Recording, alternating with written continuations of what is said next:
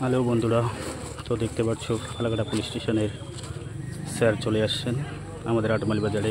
তো এই যে আটমাইল বাজারে শালকুমার গ্রাম পঞ্চায়েতের পক্ষ থেকে যে জনসাধারণের জন্য মানবিকভাবে যে জল পান করার জন্য যে সোলার প্যানেল বসিয়েছিলেন, তো সেখানে মোটর চড়ে গিয়েছে। তো মোটামুটিভাবে সবাই এখানে দাঁড়িয়ে রয়েছে। তো এই মুহূর্তে কিন্তু ফালাকাটা পুলিশ প্রশাসন এসে হাজির হয়েছেন। তো সেই দৃশ্যই কিন্তু তোমাদের সামনে তুলে ধরছি। বন্ধুরা দেখতে পাচ্ছ পুলিশ প্রশাসন চলে আসছেন। তো এখানে অনেক মানুষও উপস্থিত রয়েছেন, দেখতে পাচ্ছ। একদম পুরোপুরিভাবে চলে আসছেন স্যার। গাইস দেখে জিজ্ঞাসা করছি,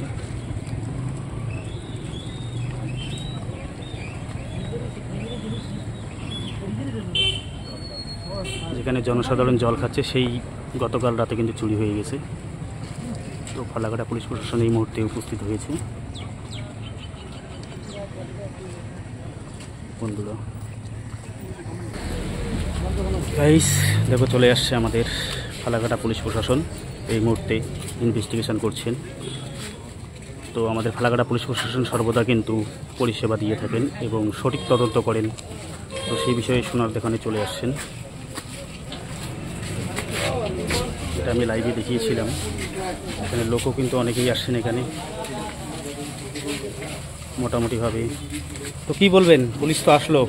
পুলিশ আসলো না, আমরা যা বলার বললাম আগে। হ্যাঁ একটু বলেন সবাই। আমরা কি বলবো? হ্যাঁ ওটাই, যাতে সঠিক তদন্ত যেন হয়। মোটামুটিভাবে সব ঠিক আছে। সরকারি জিনিস সরকার দেখো, ঠিক আমরা পাবলিকরা ব্যবহার করতাম, সেটা করতে পারলাম না, তাই ওটাই তো। বন্ধুরা মোটামুটিভাবে কিন্তু ইনভেস্টিগেশন চলছে।